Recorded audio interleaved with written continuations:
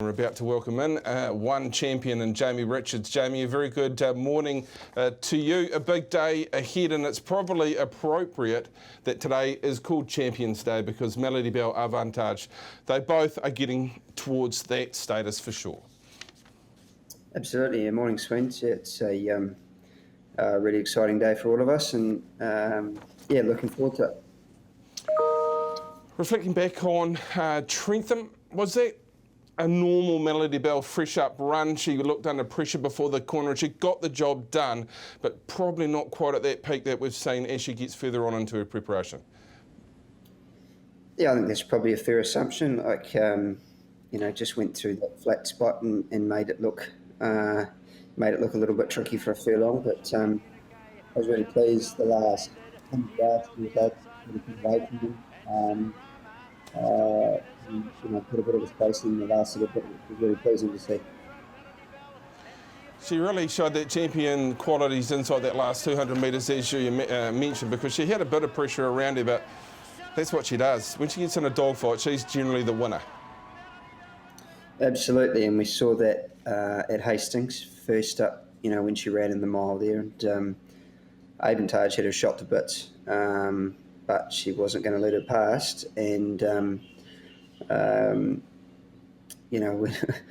we thought that she was pretty vulnerable that day, and if they were going to beat her, that was going to be the day. And I guess probably feel a little bit like that again here today, but I guess we've had her in New Zealand this preparation and sort of know where she's at with her fitness, and there was just a few doubts about whether she'd come back in the spring, but she stood up and said, look at me, and hopefully she's going to do the same again today.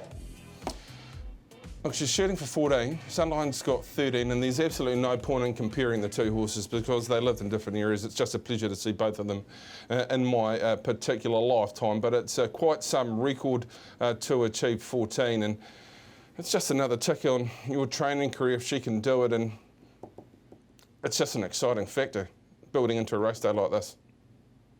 Yeah, absolutely, and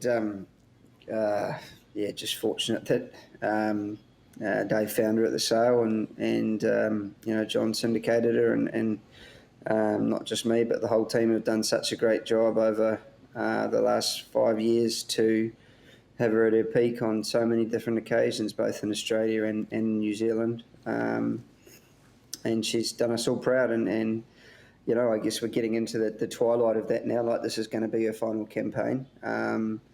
And we just hope that we can, send her out on top like she deserves to go. She's won 13. For you, which is the most special? I guess the Group 1 at Flemington is hard to top. That was Derby Day, arguably the best day's racing in Australasia. I think that would take a lot of beating, but I thought one of her best wins was probably at Hastings in the 1400, the first year that she went there. Sort of got back off a wide gate, and we expected to be forward probably up outside the leader, but she missed away. And her sectionals that day were just fantastic. She came from last like a rocket, and that'll be one of the wins that's really special. You mentioned it's her last campaign, so all being well post today, what are the plans going forward into Australia?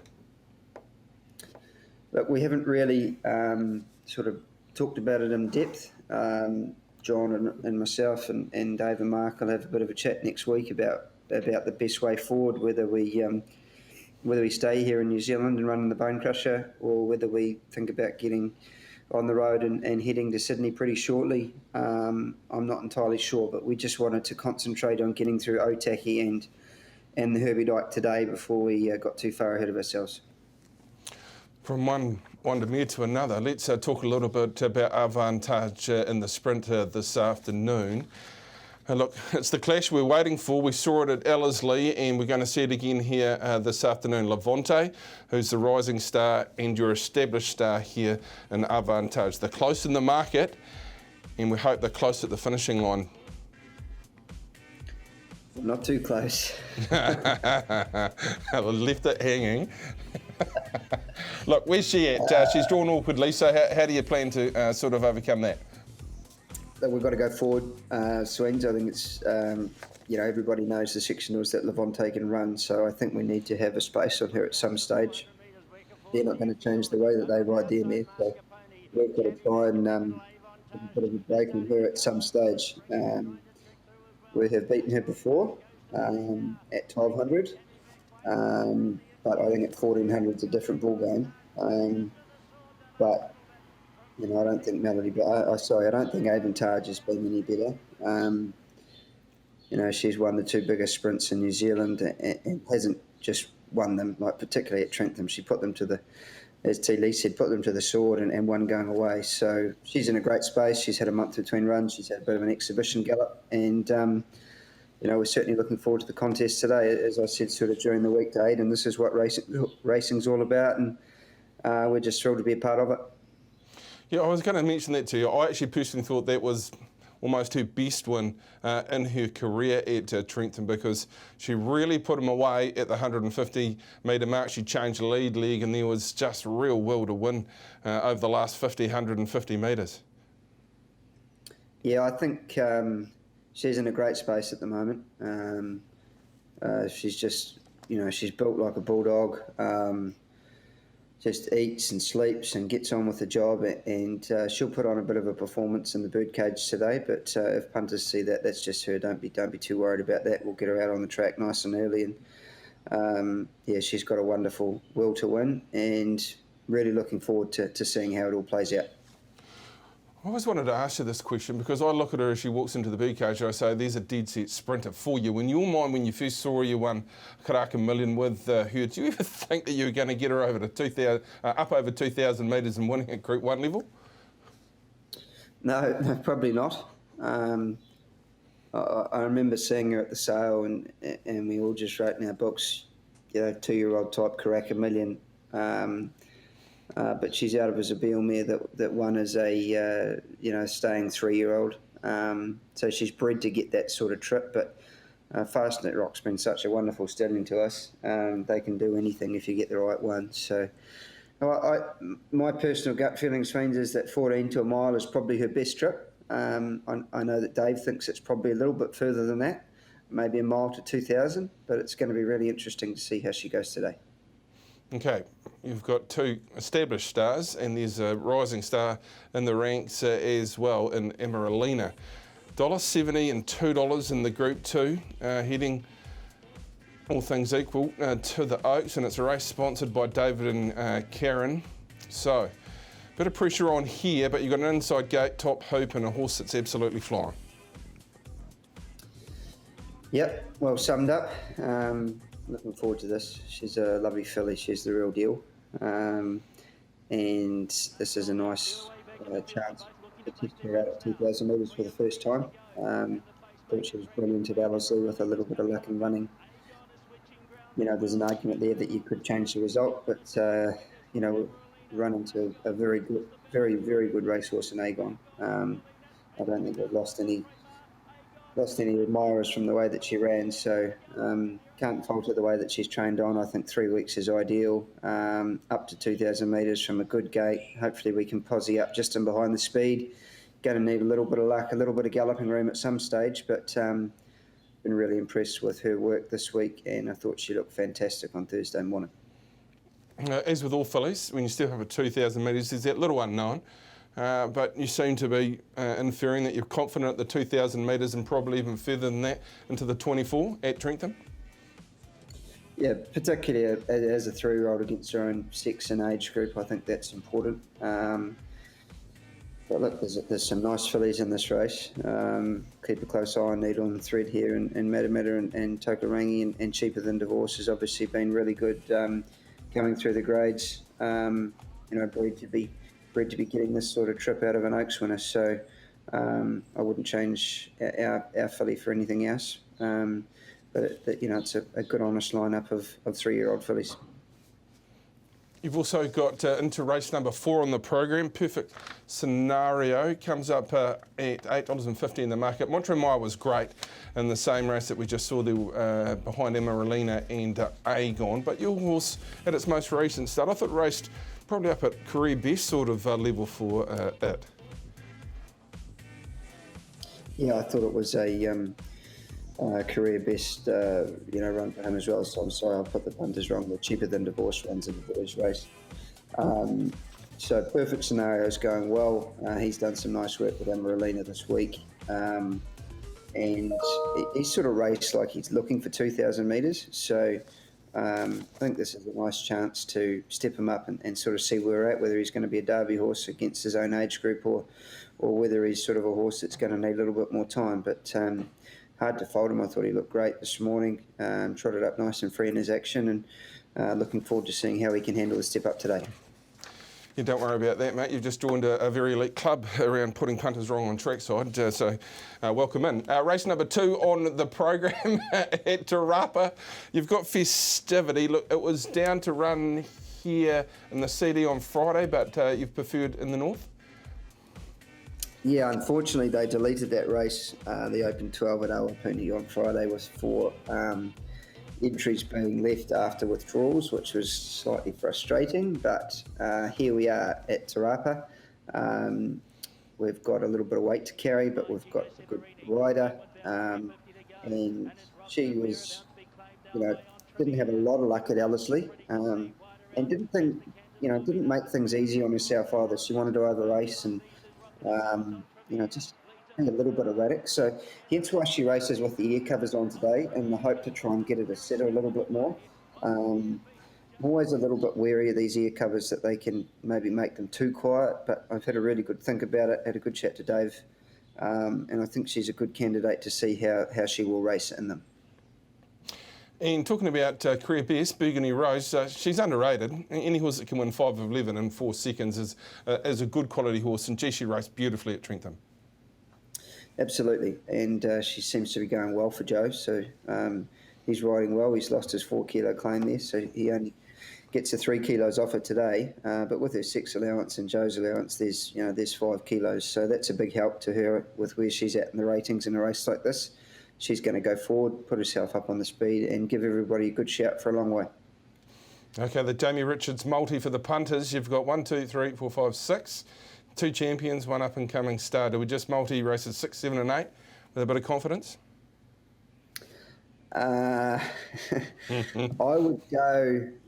I was looking at it the other day myself, and I thought Festivity into Melody Bell into Amaralina, and maybe just sit back and watch what happens with Avantage and Levante. But I'm a poor punter as well, so maybe leave it alone. Yeah, people that have followed you are broke. Look, let's talk. I can actually hear the click, click, click, click, click all around the country at the present moment. Of course, it doesn't finish here at NZ. You've also got a team of horses in Australia, and the first of those is Brando, who... unlucky at Trentham. He should have finished a little bit closer. The winner was very, very good, but look, if he had a clear run, he was going to finish much closer, Jamie.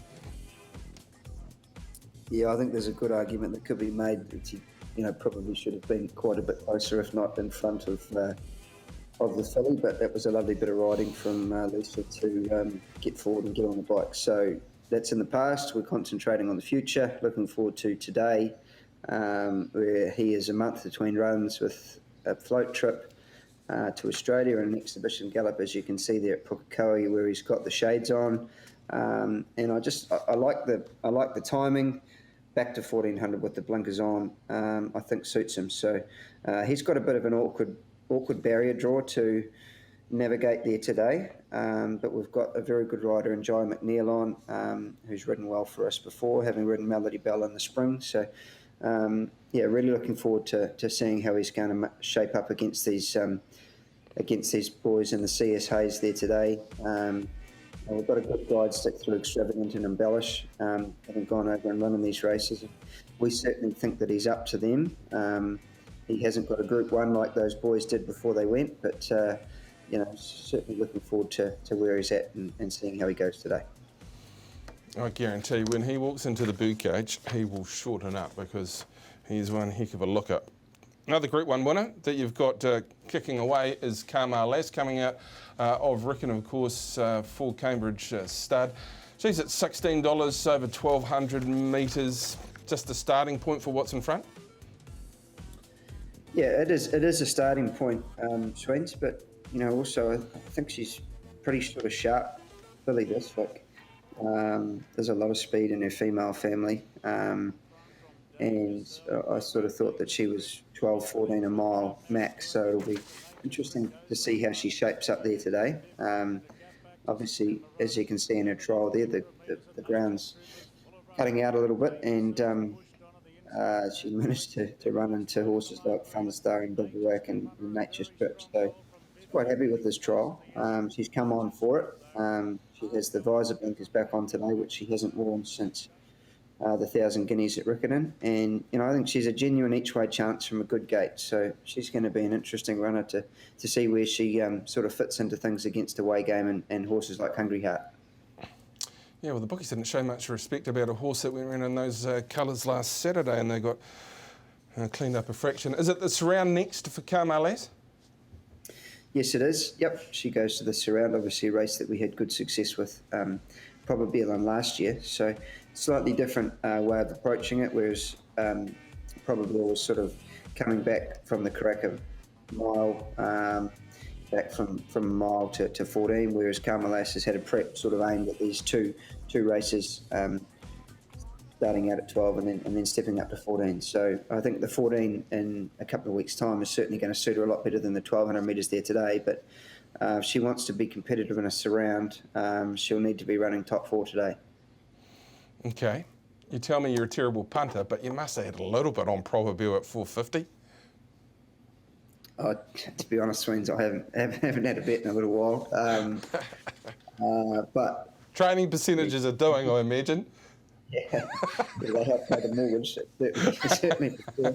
Okay, can you update us on Probabeel? Look, she was in a weaker field than she'll strike going forward, and she was very, very good, sitting 3 wide on speed. But look, she's going to have a fair bit of fun when she gets up into a race like the All-Star Mile. Absolutely, and she's done some nice work this morning. Damien came in and worked in company over 1,000 and just sort of Saturday work as she builds into the Futurity back at Caulfield next Saturday, where she's going to drop a weight down to weight for her age, but she's going to meet a much stronger field with horses like Olay Kirk, Behemoth and Arcadia Queen all sort of picked to be there. So it's going to be a really good dress rehearsal for the All-Star Mile, which is 3 weeks after that. But really pleased with where she's at. She seems to be getting better as she gets older, and I just like the fact that she's putting herself up in the races now, but she's, utilising her speed that she does have rather than sort of having to go and settle way back off speed and make things difficult for herself. So she is becoming a more rounded package as a racehorse, and it's going to be a really interesting race next Saturday and then into the All-Star Mile. What do you think is the key to that? Because I watched her on last Saturday and thought she's just jumping and putting herself there, whereas prior she was getting off the nickel and hitting a real flat spot. Is that just a maturity thing with her? Yeah, I think it's also something that's learnt. Like we've, at the jump outs and at the trials, we've really made a point of saying to whoever's been riding her, don't let her fall out of the barrier and just go once round and behind them, because if you let her do that, she will. So we've ridden her aggressive from the barrier in her jump outs and in a couple of her trials to try and get her out of that habit, because she's just costing herself 5-6 lengths at the beginning of the race. And it's awfully hard to make up against those proper Group 1 horses in Australia. Jamie, we wish you the very best of luck on both sides of the Tasman, and we'll let you go and get your glad rags on to go to the races. We're very appreciative of your time here on the Punters Lounge this morning. Best of luck. Thanks, Wayne.